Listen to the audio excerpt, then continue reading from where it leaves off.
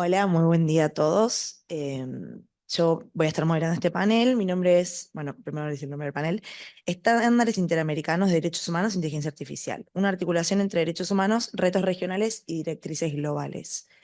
Mi nombre es Mercedes Eláscar, soy profesora de la Universidad de San Andrés en Argentina, y ahora les voy a presentar a las personas que van a estar exponiendo en este panel. Primero tenemos a Fabio Eon de la UNESCO, que coordinó el proyecto McGovern-RAM, Readiness Assessment Methodology, Global AI Ethics and Governance Observatory en Brasil, entre otros proyectos. Después tenemos a Renata Mieli, online, del Ministerio de Ciencia y Tecnología de Brasil y de la Comisión de Gestión de Inteligencia de Internet de Brasil, perdón, que sigue la discusión sobre inteligencia artificial en el marco del G20 por parte del gobierno brasileño. Después tenemos a mi derecha a Jamila Venturini, que es de Derechos Digitales y que está coordinando las investigaciones y acciones de incidencias de organización en temas de inteligencia artificial y derechos humanos. Y por último, pero no menos importante, tenemos a Veridiana Alimonti de la EFF, que es responsable de trabajos en temas de derechos y tecnologías en América Latina. Veridiana va a coordinar la investigación sobre la aplicación de estándares interamericanos de derechos humanos, el uso por gobiernos de sistemas de IA y Automatic Decision Making en América Latina. La investigación será publicada en el segundo semestre de este año, así que la vamos a poder tener todos. Si les parece, vamos a hacer una primera ronda de preguntas, donde cada expositor va a contestar una pregunta y después tenemos tales preguntas como un poco más, bueno, lo que vaya surgiendo en la charla, obviamente, y preguntas más generales también para seguir un poco lo que vamos a hacer es los desafíos o retos y cómo después lo vemos para el futuro. Así que vamos a seguir un poco esa estructura y cualquiera que tenga una consulta, una pregunta, levante la mano y no hay problema. Entonces, vamos a empezar y la primera pregunta para Jamila es, ¿cómo es explorar los estudios en el caso de derechos digitales en la región? ¿Cómo está el tema? ¿Cuáles ves que son los principales desafíos hoy en día, tal vez? O no sé, también lo más difícil, o que es como lo que se nos hace más cuesta arriba. Muy bien, gracias Mercedes. Buen día a todas y todos por acá. Como mencionabas, Derechos Digitales ya hace 4 años viene haciendo investigación sobre temáticas de inteligencia artificial en América Latina, con una preocupación muy grande en cómo informar el debate internacional, pero también el debate nacional con evidencias concretas de cómo se vienen utilizando esas tecnologías y cuáles son sus impactos en los países y en la región. Hicimos 6 estudios de caso, identificamos tendencias a partir de esos estudios de caso, están todos disponibles. Yo no me voy a profundizar en cada estudio de caso, voy a hablar más de tendencias acá, pero ustedes lo pueden encontrar en ia.derechosdigitales.org. Hay 4 estudios de caso más que estamos por lanzar, además de otros materiales que estamos discutiendo a lo largo de estos 2 días, entonces son muy bienvenidas de acompañar esa página también. Quizás lo primero que compartir sobre ese tema es que los países en los últimos años no han dudado en anunciar iniciativas de inteligencia artificial, más allá de la ausencia de un marco regulatorio comprensivo sobre el tema o incluso muchas veces de marcos regulatorios habilitantes en esa materia. Y voy a hablar un poquito más de eso después, ¿no? Incluso en algunos casos vemos que se contratan proveedoras o se utilizan sistemas que ya fueran cuestionados o que ya fueran interrumpidos en otros contextos, en otras regiones del mundo por temas relacionados a derechos humanos, lo que también es ya una preocupación inicial. Muchas veces la justificación para la adopción de estos sistemas es una idea de eficiencia estatal o de promoción de bien común, de bien social, pero quizás una primera reflexión que hacer acá es que ningún derecho puede ser garantizado a costa de otro derecho y cualquier política mediada por tecnologías tiene que garantizar, aunque sea para la entrega de servicios esenciales o beneficios esenciales, tiene que garantizar que no ofrece un riesgo al ejercicio de otros derechos y pasar por un test previo que garantice que no hay ningún riesgo de este tipo. Y eso no es lo que observamos en la práctica. Muchas de las iniciativas que hemos analizado tienen un público prioritario de poblaciones en condiciones de extrema vulnerabilidad, eh, las iniciativas no cuentan con un análisis de necesidad y proporcionalidad y al contrario condicionan el acceso a servicios y derechos básicos como la salud, la educación, entre otros, como mínimo a la entrega de datos personales. Y digo como mínimo porque sabemos que ese puede ser un primer elemento para la intrusión en una serie de otros derechos también, ¿no? Las intervenciones generalmente no son conocidas por las poblaciones que son públicos de estas intervenciones. Ellas no pueden dar un consentimiento válido, primero porque no hay información, segundo porque no sería un consentimiento del todo libre en el caso de que fuera una condición obligatoria para el acceso a un servicio esencial. Y como decía, muchas veces sin suficientes salvaguardas legales contra cualquier tipo de abuso. Y estamos hablando de incluso la ausencia de leyes de acceso a la información o la ausencia de marcos normativos de protección de datos, aprovechando el tema de esta conferencia. Y si las personas muchas veces siquiera son conscientes de que hay decisiones que están siendo tomadas sobre ellas con auxilio de sistemas automatizados, es mucho más difícil y ustedes pueden imaginar cuánto es difícil cuestionar el resultado de algunas de esas decisiones. Un caso que analizamos fue el caso del programa de auxilio emergencial durante la pandemia en Brasil, cuando no había una vía administrativa para cuestionar o para solicitar la revisión de una decisión de negativa de acceso al beneficio social. Y eso no solo generaba un bloqueo en la garantía de un derecho que en aquel momento era muy, muy esencial, como también generó una sobrecarga del sistema judicial debido a la cantidad de cuestionamientos que fueron llevados al sistema judicial. Quizás para concluir esa primera intervención quisiera resaltar algunas tendencias que vimos de estos 6 estudios de caso.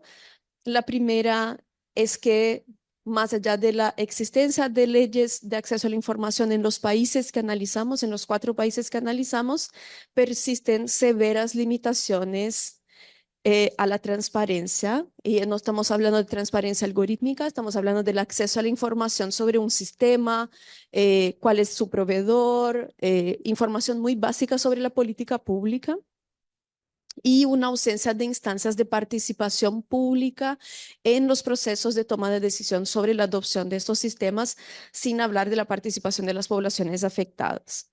También son iniciativas marcadas por alianzas público-privadas y la colaboración directa entre entes estatales y empresariales o académicos, sin consideraciones sobre necesidad, legalidad y proporcionalidad. Como yo decía, en muchos casos, o más bien en ninguno de los casos que analizamos, hubo un proceso de contratación pública abierto y con criterios transparentes para el acompañamiento de la sociedad. En ese contexto de alianza público-privada, las excepciones en normativas de protección de datos sobre el uso gubernamental de datos personales, el uso de datos para políticas públicas, no dan cuenta de ofrecer una protección contra posible uso abusivo o uso discriminatorio de estos datos en situaciones en que puede haber una transferencia de datos con terceras partes sin criterios transparentes o mecanismos de supervisión.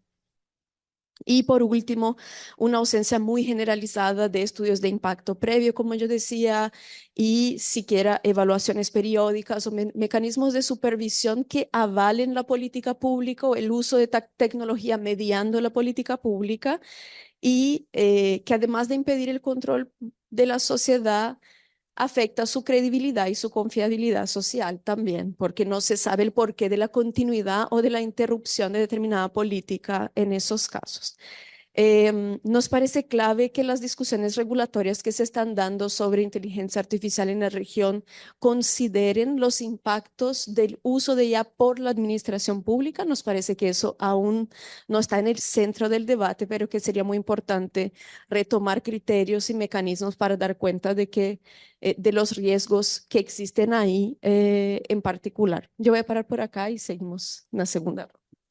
Muchas gracias, Jamila. Y muy cierto, porque muchas veces el Estado exige, pero cuando le toca no cumple. Y es muy peligroso también, porque es cuando la gente, las personas muchas veces están más indefensas o tienen menos formas de cómo reclamar frente a un Estado que no cumple, tal vez entonces es muy importante. Y esto de la transparencia también, porque si uno no sabe, tampoco puede hacer cumplir. Así que muchas gracias. Pues seguimos con Fabio.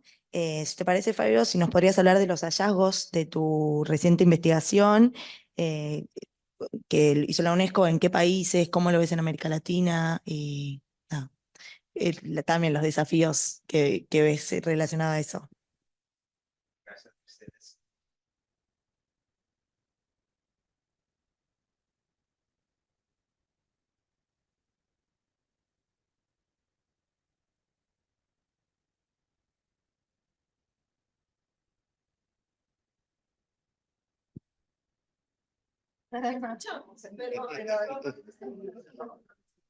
Ahora sí.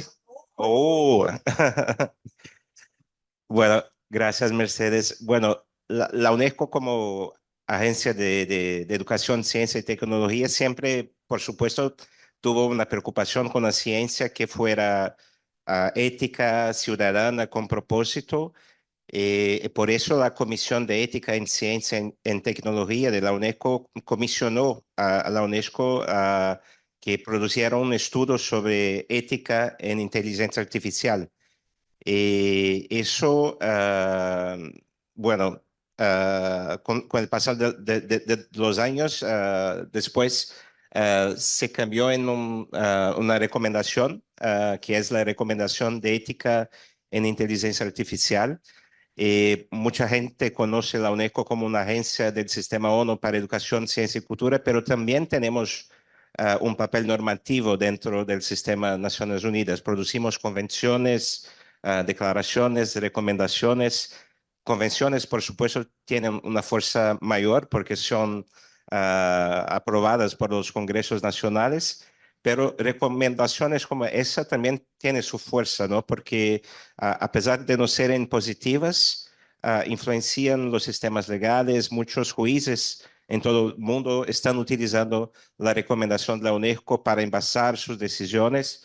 En muchos países, miembros de la UNESCO, los 194 países, están usando la recomendación para crear sus marcos legales de inteligencia artificial. En caso de Brasil, fue un poco distinto porque en Brasil ya había una estrategia brasileña de inteligencia artificial, pero en países en desarrollo la recomendación fue muy influente porque ayudó a esos países a crear sus propios instrumentos, sus propias políticas, ¿no?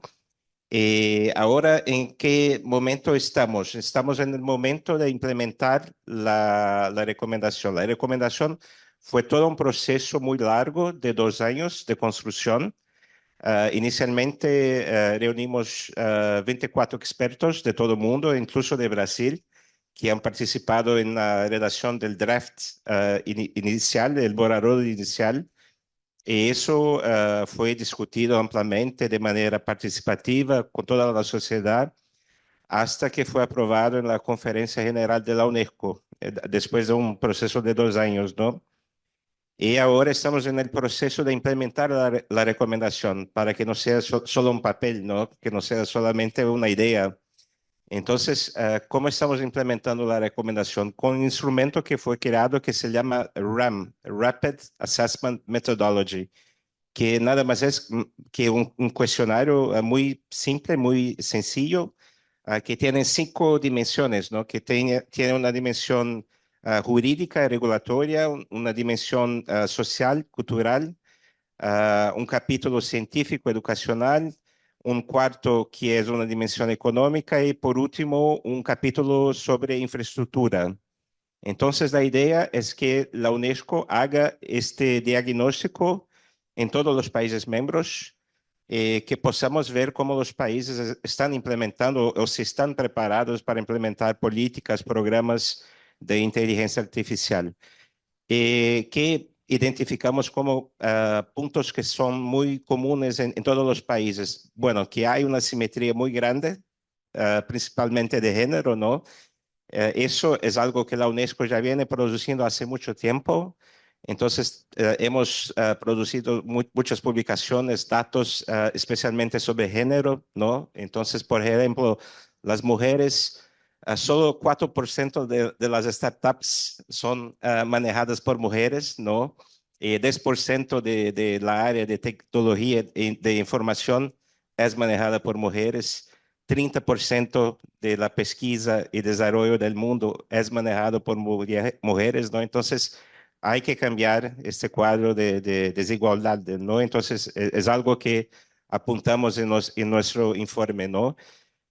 Y otra cosa que defendemos siempre es que es necesario regulación, ¿no? Y entendemos que regulación no está en desacuerdo con innovación, ¿no? No son antagonistas. Entonces hay que estimular la regulación, hay que crear leyes sobre inteligencia artificial para que tengamos un ambiente más civilizado, más propicio para su desarrollo, ¿no? Y bueno, también hicimos una serie de sugerencias a varios países, algunas que son comunes incluso a Brasil en nuestro informe, como el banimiento de sistemas de reconocimiento facial en la área de seguridad pública, estimular programas que enfoquen en la soberanía nacional para que se quiebre la dependencia externa en la área de inteligencia artificial y también otros instrumentos ligados a la cooperación internacional que quizás yo pueda hablar más tarde cuando hablemos de los retos y lo que la UNESCO está haciendo en términos de perspectivas futuras, ¿no? Gracias, Mercedes.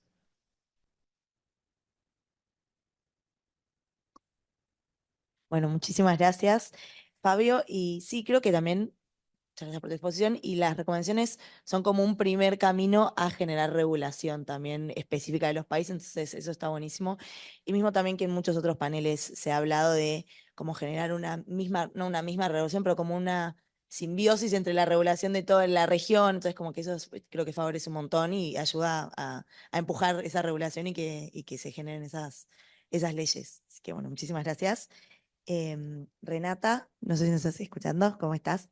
Em, bueno, Renata, te queríamos pedir si nos podías hacer como tu exposición sobre el diagnóstico de inteligencia artificial que hizo específicamente el Estado de Brasil para el G20 y bueno, lo mismo también un poco la misma premisa que como qué desafíos se imaginan o han identificado para el futuro. Gracias, Mercedes. Un gusto hablar con ustedes, mismo que por la distancia acá. Un gusto hablar con Fábio, Viridiana, Jamila. Me gustaría empezar diciendo que la inteligencia artificial al mismo tiempo tiene el potencial de impactar positivamente la economía y muchas otras dimensiones sociales, porque generalmente cuando hacemos las discusiones siempre hablamos de las cuestiones negativas, de los riesgos, y a mí me gustaría de puntuar que a partir de Brasil y del gobierno brasileño, reconocemos la importancia y los potenciales positivos del uso de la inteligencia artificial, pero también reconocemos su potencial de profundizar desigualdades, produzir riscos e afetar negativamente a sociedade. Portanto, parto da perspectiva de que não devemos nos posicionar ante este nuevo salto tecnológico ni de manera optimista ni apocalíptica. Ante la pregunta que me hicieron recientemente, hace unos meses, sobre si la IA tenía realmente el potencial de acabar con la humanidad, respondí con mucha convicción que no, porque es la propia humanidad la que se encarga de eso. Si tenemos que nos acabar con la humanidad, será la propia humanidad que lo hará, pero y en el caso de IA, esto se ocurrirá únicamente si continuemos a desarrollar las tecnologias y ferramentas de inteligencia artificial únicamente con fines orientados a la obtención de poder, sea político o econômico, sin considerar el interés público, los derechos fundamentales y el bien común. Por lo tanto, considero que todos somos responsáveis de los rumbos que daremos a la IA e de como la moldearemos para um futuro mais inclusivo ou, quizá, distópico. quizá la ficción esté ahí para advertirnos de lo que no queremos y no debemos hacer. Entonces, habiendo pontuado que reconozco los peligros, pero también los potenciales, como el tiempo es corto, voy a centrar mi intervención en cómo nuestro gobierno y el Ministerio de Ciencia, Tecnología e Innovación han abordado la cuestión en los marcos del G20 y las discusiones nacionales. A finales de este mes, el Plan Brasileiro de IA será a Conferência Nacional de Ciência e Tecnologia e o plano também refleja a visão brasileira. Nos hemos guiado por la forte, ¿cuál es la visión? O que nos tem guiado é la forte defensa de la soberania digital, es decir, definir mecanismos internacionales y locales para superar la dependencia tecnológica de los países del sur global. La concentración económica en torno a la cadena productiva de IA genera un cenário de alta dependência em relação com infraestruturas físicas básicas, capital humano qualificado, disponibilidade de dados, incluindo dados locais, poder computacional e capacidades de investigação. Esto tiene como consequência o hecho de que a IA, principalmente os large language models, que têm alcance global, não reflejan a diversidade linguística, cultural, demográfica e geográfica de los países em los que se implementam e utilizam. Esto plantea preocupações significativas sobre a representatividade, inclusão, segurança e confiabilidade destes sistemas, que por desenho e treinamento produzem sesgos de todo tipo, que têm como consequência a violação de direitos humanos, o agravamento de prejuízos e a ampliação de desigualdades e vulnerabilidades. Estabelecer mecanismos de governança sobre o uso de dados para a formação de los modelos de IA é estratégico em el debate sobre soberania, pero também sobre regulação e garantia de direitos, como Jamila ha dicho há pouco. Portanto, evidenciar este cenário de desigualdade em torno do domínio da tecnologia e medidas concretas para superá-las são uma das prioridades de Brasil em la direção do G20. Para materializar esta visão, presento de forma muito resumida para seguir para o final de mi posição acá, que estamos desenvolvendo no grupo kit de ferramentas do G20 para preparação e avaliação da capacidade de IA, centrado precisamente em levantamento das assimetrias entre os países, incluindo a dimensão social e cultural com respeito, por exemplo, às questões de diversidade, representação de gênero, inclusão e igualdade, para o desenvolvimento e implementação de sistemas de IA de forma ética, o involucramento de diferentes comunidades e minorias que são impactadas por la tecnologia. E o que podemos perceber hasta agora é que existem, e já sabemos, pero lo constatamos, que existem grandes disparidades entre os países do G20 em el despliegue de infraestruturas que permitam o desenvolvimento da IA, incluída a disponibilidade de centros de dados, serviços basados em la nube e capacidade informática. As disparidades também afetam a inversão em investigação e desenvolvimento, em termos de resultado de inovação, incluídas as patentes concedidas, que estão concentradas todas em el norte global, em el campo de la produção científica, tanto em número de publicações como indicações e disparidades em termos de formação de recursos humanos. Para finalizar, gostaria de dizer que devemos entender que estas desigualdades não surgiram com a IA.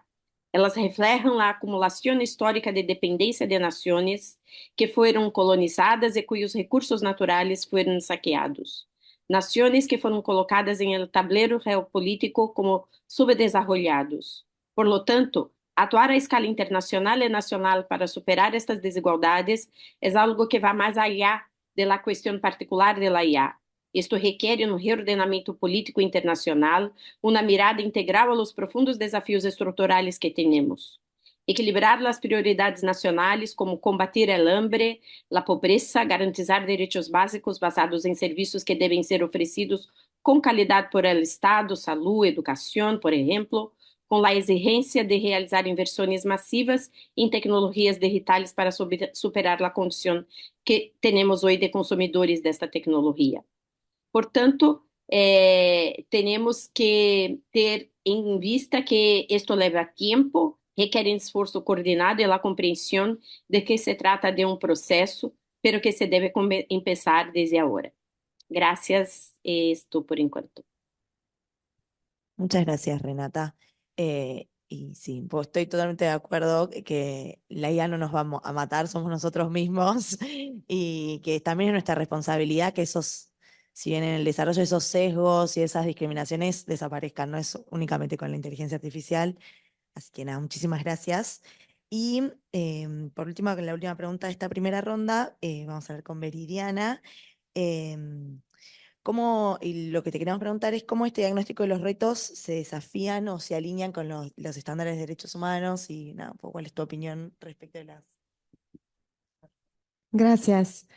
Bueno, como ha mencionado Mercedes al inicio, desde la EFF, la Electronic Frontier Foundation, estamos trabajando en una investigación de la aplicación de estándares de derechos estándares interamericanos de derechos humanos a la utilización por el sector público de herramientas de sistemas de inteligencia artificial y decisiones automatizadas.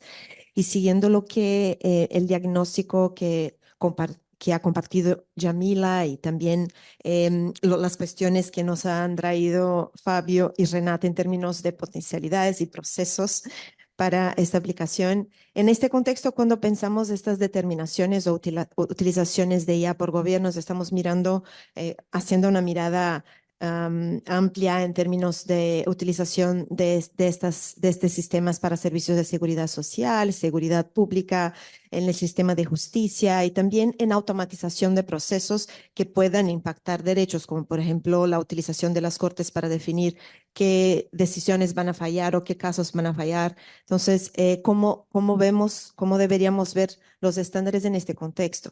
Y es importante tener en cuenta que en la región, la gran mayoría de los países, de los estados, son parte de la Convención Americana de Derechos Humanos. Una buena parte también es parte del Protocolo de San Salvador y la mayoría también ha reconocido la jurisdicción de la Corte Interamericana de Derechos Humanos. Entonces, lo que tenemos de este sistema ya nos trae una base importante de donde deberíamos partir cuando los estados piensan en cómo impulsar la utilización de esta tecnología para garantizar derechos, ¿no? Porque como decía Renata, los estados tienen sí la misión de garantizar derechos, prestar servicios públicos y muchas veces la utilización de estas tecnologías vienen como una gran solución en este contexto, pero sin el análisis y la evaluación necesaria a partir de las obligaciones que los estados tienen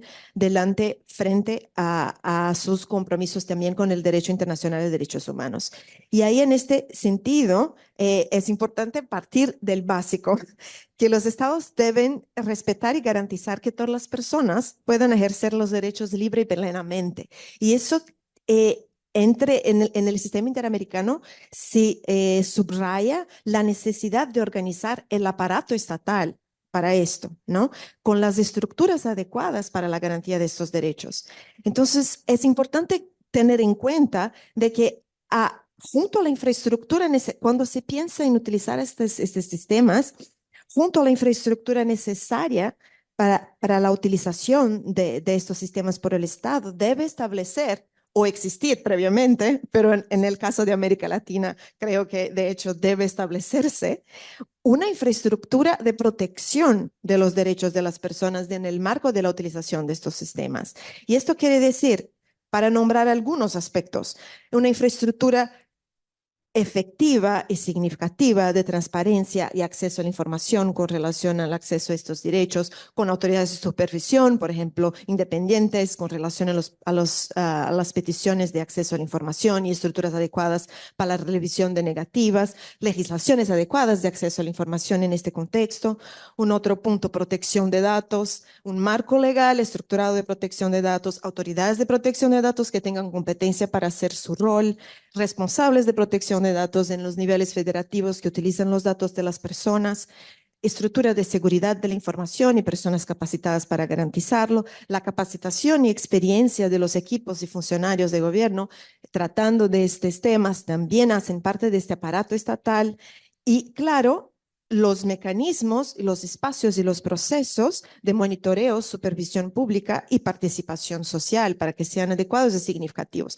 Todo esto, toda esta es una infraestructura de protección de derechos que debería venir junto a todo el proceso de implementación de estos sistemas. Y esto, como decía Yamila, desafortunadamente no lo vemos en la región o vemos de manera muy puntuales en algunas iniciativas en cuestiones específicas, ¿no?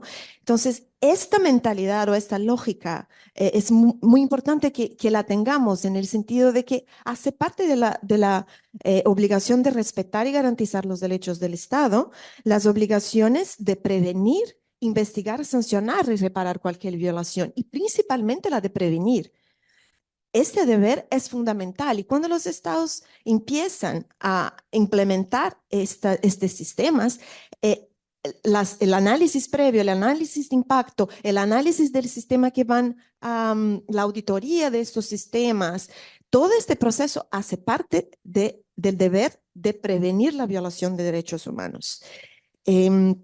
También hace parte de esto el deber de adoptar las medidas legislativas o otras medidas internas que tienen que ver con organizar el aparato estatal para dar efecto a las normas de la convención, ¿no? Entonces, cuando hablamos de la importancia de que los marcos legales garanticen los derechos de las personas en el contexto de la utilización de estos sistemas por el sector público, esto también hace parte del proceso de adaptar sus normativas internas y también desde la parte del judiciario, el control de convencionalidad. Entonces, hacia o frente a legislaciones o iniciativas o políticas que no estén de acuerdo a los estándares de derechos humanos que vienen de nuestro sistema interamericano, también hace parte de la actuación del judiciario hacer esta adecuación, ¿no?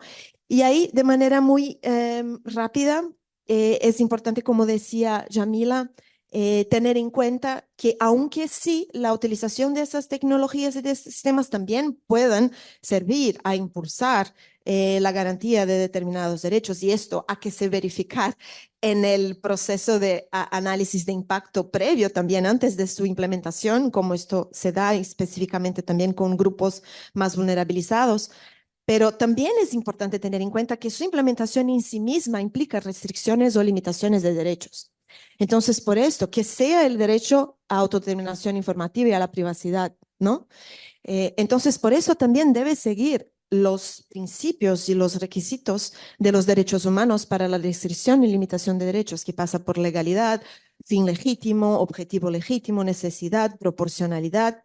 Y en este sentido, esta investigación que estamos haciendo desde la Electronic Frontier Foundation desarrolla este análisis a partir de este test tripartito, como es conocido, pero también mira a estándares específicos y nos enfocamos en derechos y estándares relacionados a participación política, acceso a la información, igualdad y no discriminación, debido proceso, autodeterminación, derecho a la vida privada y autodeterminación informativa, incluyendo autonomía sexual y reproductiva, derechos de la familia y de las niñas, especialmente frente a casos que involucran la separación de las niñas de sus familias, libertad de expresión, asociación y reunión, y los derechos económicos, sociales y culturales en el marco de la concepción del derecho a una vida digna, con más atención a la seguridad social, salud y derecho a beneficiarse y participar en el progreso científico y tecnológico. Entonces, seguimos hablando acá, pero también los que tengan interés de conocer más sobre esta investigación debemos publicarla en septiembre y estoy a disposición para charlar. Muchísimas gracias, Viridiana. Muy interesante y ya estamos ansiosos de ver publicado el paper y leer la investigación. Em, no sé si alguien tiene una pregunta en el público, si no podemos seguir a una segunda ronda, como una mirada más de futuro y de un poco esto es lo que hoy nos ocupa, por decirlo de una forma, lo que hoy deberíamos modificar o para mejorar. Tal vez ver cómo podríamos hacerlos o algunos de los expositores ¿qué herramientas podríamos implementar mismo a nivel regional o a nivel organizaciones en la región para fomentar un mejor uso por parte del Estado de la inteligencia artificial? Porque en Argentina por lo menos muchas veces pasa que siempre la revisión es ex post y tal vez por una organización de derechos humanos o ha pasado, entonces capaz poder prevenir eso y evitar no remendarlo después, sino evitar el daño desde cero. Así que, Gracias, Mercedes. Como yo decía al inicio, Derechos Digitales ha intentado hacer ese tipo de investigación y diagnóstico de modo a informar las decisiones sobre el tema. Y hemos llevado recomendaciones a distintas instancias de discusión sobre lo que se llaman gobernanza global de la inteligencia artificial, que me gustaría compartir algunas de ellas con ustedes, ¿no?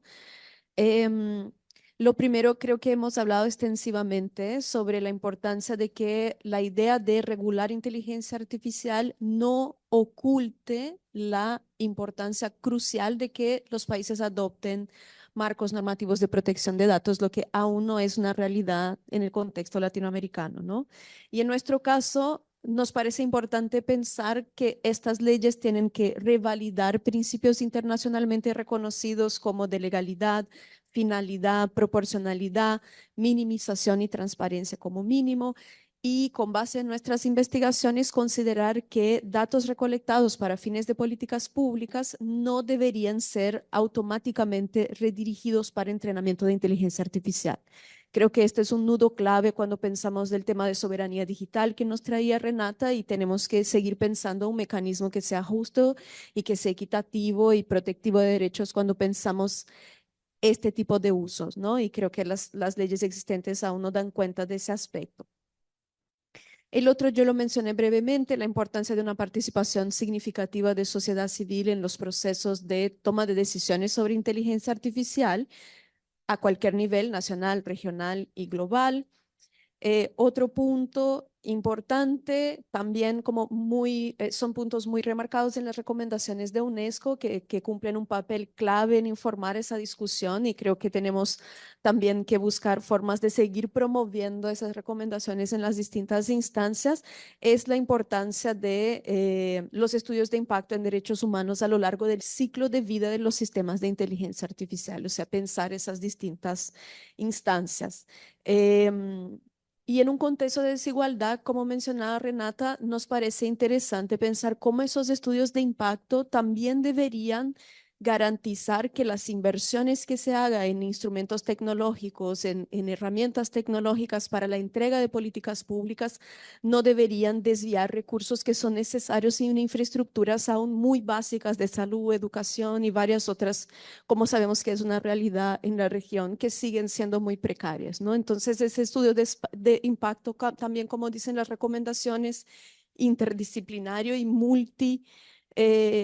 abordando los múltiples niveles de afectación a derechos y no solo los llamados derechos civiles y políticos, ¿no? Pensar también cómo los distintos derechos económicos, sociales, ambientales pueden ser afectados en ese contexto. Y quizás ya llegando al final, algo que me gustaría reforzar en línea con lo que mencionaba también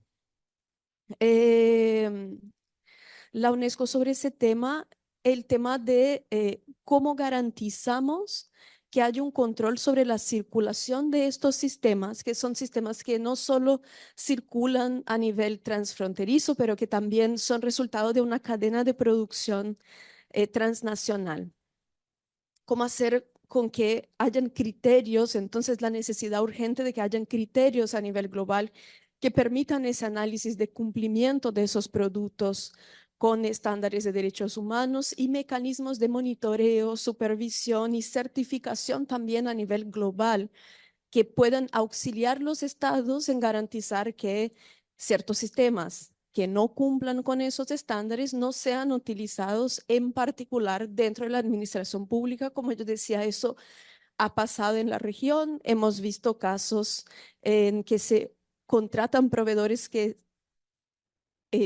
han sido cuestionados por posibles abusos a derechos en otros contextos, y sabemos que eso se debe muchas veces al desconocimiento. No podemos esperar que un estado como Brasil pueda tener el conocimiento transversal de cómo se han implementado sistemas en distintos países del mundo. Eso sería imposible, inviable para un gobierno específicamente, pero pensando en esa arquitectura global, nos parece que sería una prioridad pensar cómo operacionalizar esos criterios y ahí sí dar forma a esos instrumentos de moratoria o prohibición de ciertos sistemas que no cumplen esos estándares.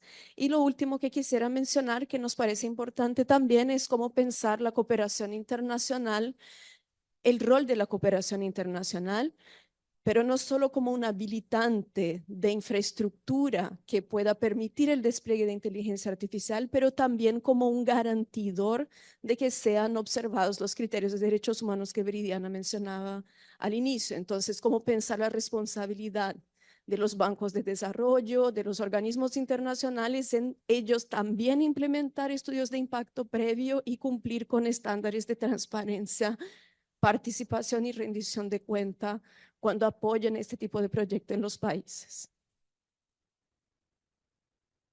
Muchísimas gracias. Fabio, querías. Gracias, Mercedes. Bueno, del punto de vista de la UNESCO, obviamente lo que nos interesa más es seguir adelante con la implementación de la recomendación.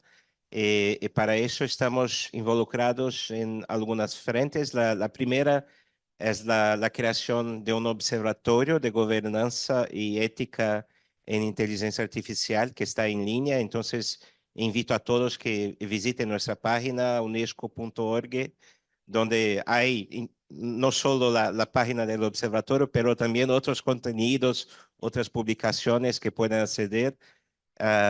Pero el observatorio, la idea es que tengamos un repositorio con datos de todos los países, no solo del estudio que hablé hace poco del RAM, ¿no? Pero también de la legislación que los países tienen sobre inteligencia artificial, datos, bueno, estadísticas, etcétera.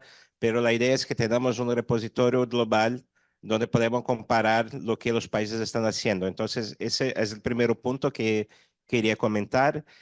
El segundo es que, como decía Yamila, estamos muy involucrados en traer,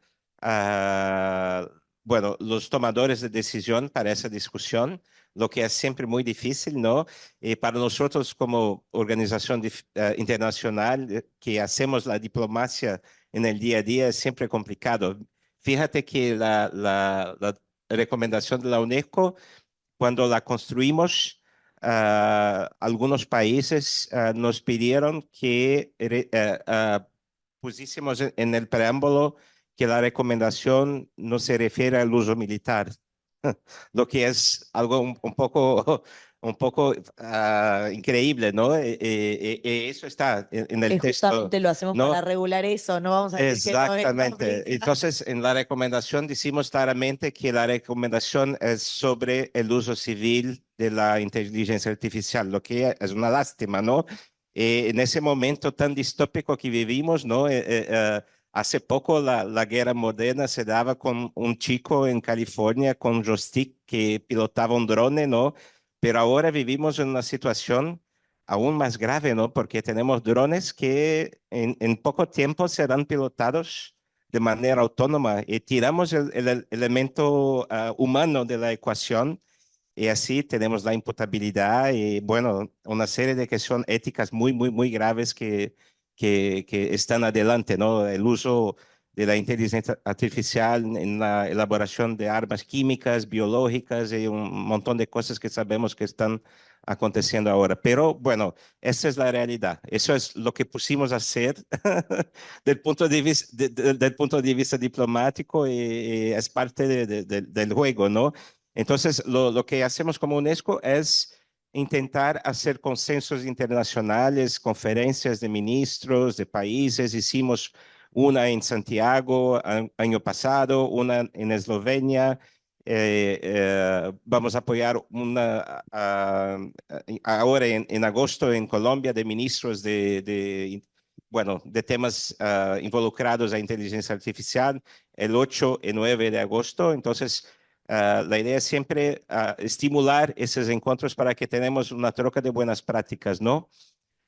Otra frente que también estamos intentando desarrollar es engajar más el sector privado, ¿no? Entonces también creamos un foro del sector privado, ¿no? Un Business Council para inteligencia artificial que tiene como chairs Microsoft y Telefónica. Estuvieron muy presentes en nuestro encuentro que hicimos sobre ética e inteligencia artificial en Eslovenia. Fueron signatarios también, así como Google y otras compañías, para que puedan también participar más activamente de esa discusión. Yo me recuerdo que cuando lanzamos un informe que fue muy popular hace algunos años sobre las asistentes virtuales, que se llamaba I Would Blush If I Could, que era la respuesta padrón de Siri, ¿no? Bueno, cuando hacíamos una pregunta muy indelicada, ¿no? Nuestro informe en la época mostraba eso, todas las asistentes virtuales, Siri, Alexa, etcétera, en su mayoría tenían voces femeninas, tenían respuestas muy sumisas, etcétera, ¿no? Y eso es lo que estamos defendiendo en la UNESCO, que tengamos más diversidad en la inteligencia artificial, que tenemos más pluralidad, que tenemos más bueno, que reflitamos más lo que la sociedad ofrece desde el punto de vista cultural, más acentos, ¿no? Que no sea solamente el inglés, la lengua franca de la inteligencia artificial. Entonces, eso es lo que queremos, bueno, sensibilizar las grandes big techs, ¿no? Y me acuerdo que en esa época inmediatamente nos llamó Google. No, yo incluso no sabía que había un UN Liaison Officer en Google, ¿no? Y nos llamó porque se quedó muy preocupado con el movimiento que en la época lanzamos, que se llamaba Hey, Update My Voice, ¿no? Que fue un movimiento muy mediático también para que las big techs pudieran cambiar sus asistentes virtuales, ¿no? Entonces, esta es otra frente, ¿no? El Business Council que estamos intentando implementar. Y por último, un foro de mujeres, ¿no? Hablé bastante de género, entonces es importante también que tengamos más mujeres en ese liderazgo. Entonces, creamos también un grupo que se llama Women for Ethical AI, que es un grupo de expertas en AI que se reúnen periódicamente y que están haciendo un poco ese rol de advocacy desde el punto de vista internacional y quizás puedan también, bueno, sensibilizar otros países para que tengamos más mujeres en cargos de lideranza, de gestión, porque eso es lo que falta en en el business de ya no tenemos muchos hombres, infelizmente hay una simetría muy grande. Entonces, es lo que estamos intentando hacer, Mercedes.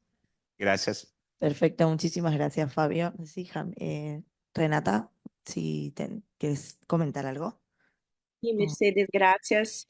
Yo empecé hablando del carácter estratégico de hacermos inversiones en infraestructuras soberanas, porque yo creo, y lo creemos en el gobierno brasileño, que un primer paso para garantizar los derechos es tener control sobre todo el ciclo de vida de las herramientas de IA.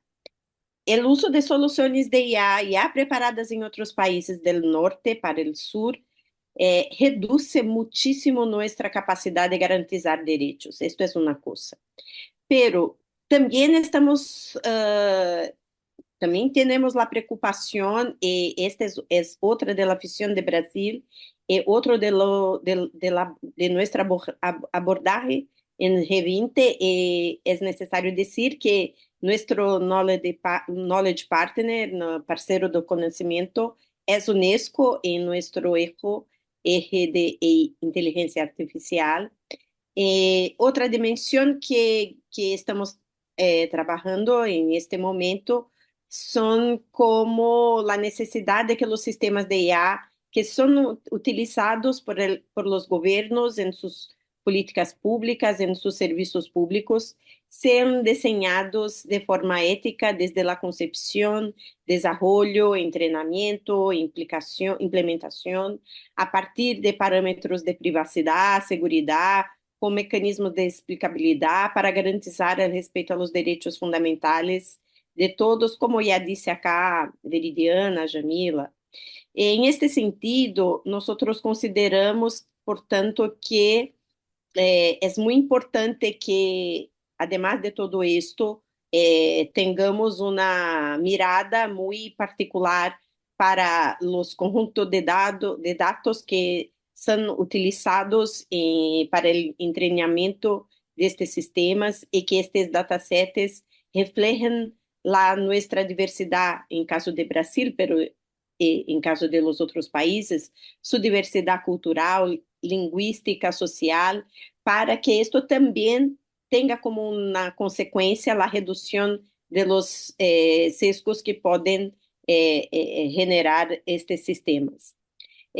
Pero también estamos indicando en la discusión del G20 y en todos los debates que estamos haciendo acerca de la utilización de IA en los servicios públicos que es necesario tener mucha responsabilidad, principalmente por parte del poder público, sobre el este uso debe estar orientado a la inclusión y mejora de la prestación de los servicios a la población, o lo que exige mecanismos adecuados de privacidad, protección de los ciudadanos, para garantizar que estos sistemas no generen nuevas disparidades, riscos y ni agraven las existentes.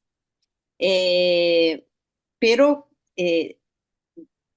novamente quiero puntuar que reconocemos que hay una variedad de aplicaciones que pueden ofrecer oportunidades para mejorar lo tipo, la calidad, la cantidad de servicios que son disponibles a los ciudadanos, que sí puede reducir costos organizacionales, apoyar la personalización de servicios centrados en el usuario, ayudar a reducir las asimetrías. Entonces, tenemos que cuidar para que estos sistemas cumplan con estos objetivos. Entonces, en términos del G20, estamos desarrollando el mapa de adopción de IA para la mejora de los servicios públicos, teniendo en cuenta la oportunidad, los desafíos y caminos para hacer, medir su adopción en los estados, para que tengamos soluções públicas alimentadas por IA, que garantizem, portanto, a equidade e que sejam sistemas com transparência, como IA, como Veridiana, Ramila e também Fábio já disseram acá, que sejam transparentes, explicáveis e a importância de que haja supervisão humana sobre las decisiones y sobre estos servicios para que la población pueda garantizar la revisión de decisiones y tener más informaciones claras sobre estos procesos automatizados. Existen en términos actuales muchas iniciativas para analizar y mitigar el impacto de IA. También estamos preocupados con los grupos minoritarios y marginados de la sociedad. Es necesario asegurar que los beneficios se distribuyan de forma equitativa. Y esto incluye la necesidad del fomento de la investigación y desarrollo sobre una IA responsable y ética, y también marcos regulatorios que estén basados en equidad, transparencia, privacidad, inclusión. Y es también muy importante, algo que no profundizamos acá en nuestra conversa, la necesidad de medidas y proyectos de literacia digital para que tanto los servidores públicos que están trabajando con las soluciones de IA, pero también para que la población tenga conocimiento y desarrolle habilidades para saber interactuar com estes serviços e fazer as demandas necessárias. También tengo mucho acuerdo con que Veridiana y Jamila ya trouxeram acá, que para que possamos garantizar a segurança e confiabilidade dos sistemas utilizados em políticas públicas, é muito importante que este sistema se prove em entornos controlados ou projetos pilotos para evaluar sua eficácia, confiabilidade, su impacto social antes de una implementación más amplia.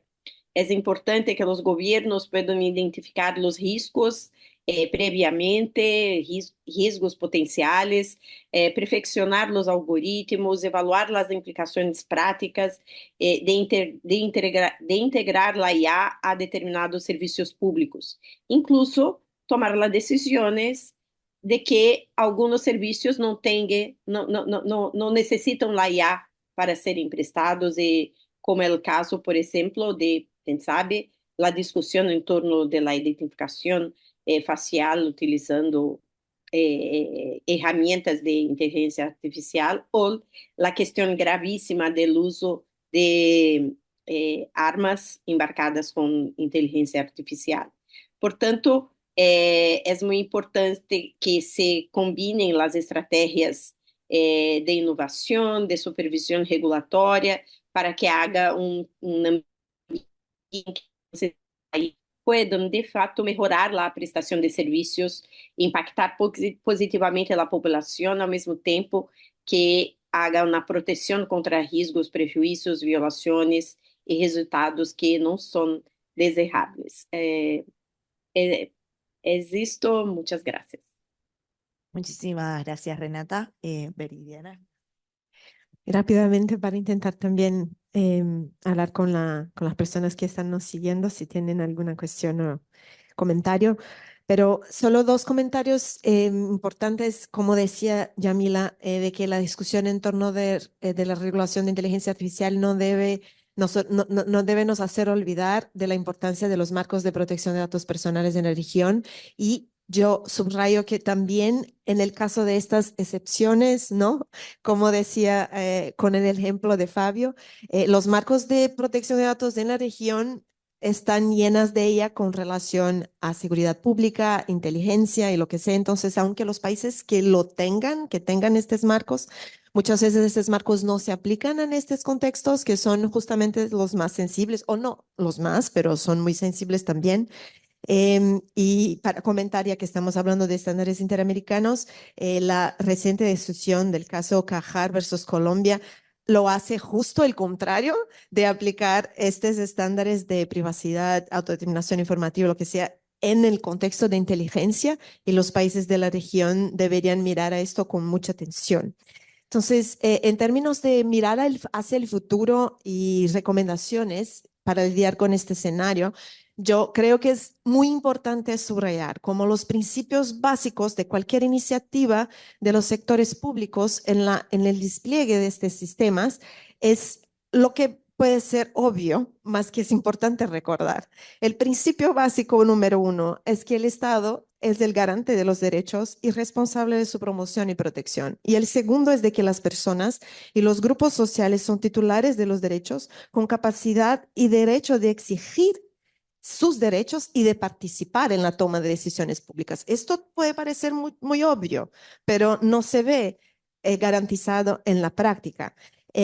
Por un lado, los estados deberían, en la implementación de este sistema, tener como su brújula la garantía y protección de derechos humanos. Y por otro lado, el hecho de que las personas tienen el derecho de demandar sus derechos y de participar conlleva garantías y salvaguardias delante hacia los funcionarios públicos que deberían tenerlo en cuenta en el momento de prestar esos servicios. Incluso cuando esto pasa a ser un criterio o parte de una política de asistencia social, de administración de la justicia, muchas veces vemos que sirven a la violación de derechos y no a la garantía de derechos.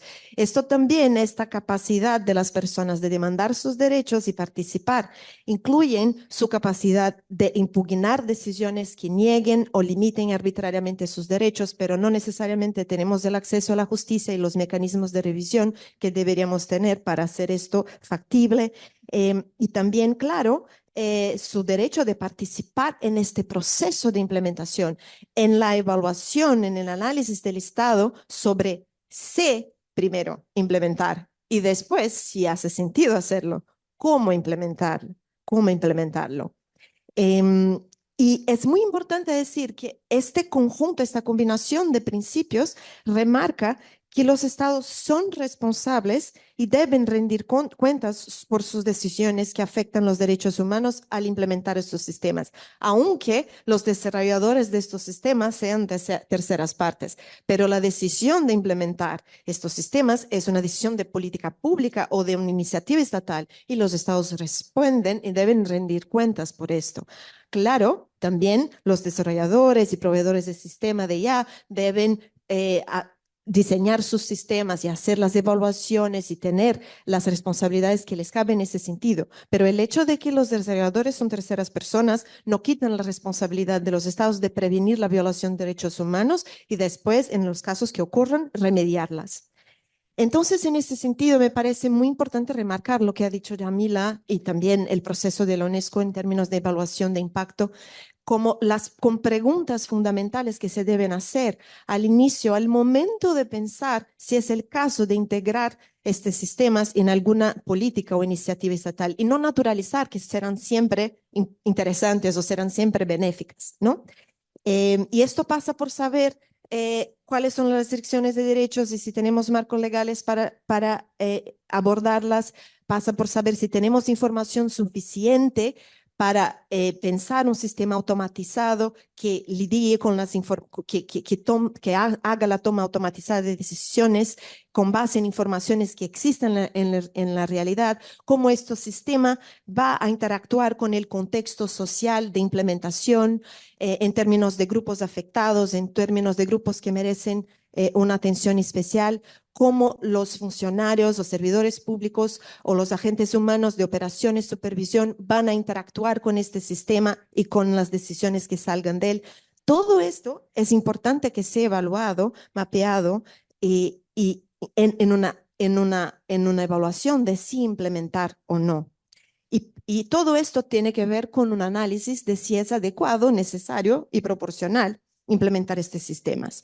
Y después, claro, después de su implementación, en todo el ciclo de vida de monitoreo y de evaluación de impactos, tener en cuenta estos estándares. Y ahí, en este sentido, me parece muy importante remarcar lo que decía Yamila en términos del rol de la cooperación internacional en este marco, específicamente también en el marco de la transformación digital de los gobiernos de América Latina, ¿no? De que este rol venga no solo con la preocupación del despliegue de estos sistemas, pero de la garantía de derechos en el marco del despliegue de estos sistemas cuando esto hace sentido, ¿no? Y en este sentido me parece que el trabajo que UNESCO viene haciendo es muy importante en remarcar la garantía de derechos humanos en este contexto y ahí, bueno, también hacer una petición acá, no sé si es el caso, pero de la misma manera que hay el foro de las empresas, creo que debería haber algo también con relación a la sociedad civil para hacer el seguimiento de este proceso. Y bueno, paro por acá, creo que ya pasamos demasiado de nuestra. Muchísimas gracias, Veridiana. No sé, creo que ya estamos un poco con el tiempo cumplido, pero si a alguien le queda alguna duda o alguna pregunta, sí. Yo creo que podemos una preguntita rápida. No, bueno, disculpas. Lo podemos conversar después y muchísimas gracias por venir, muchísimas gracias a los expositores y espero que lo hayan disfrutado. Gracias.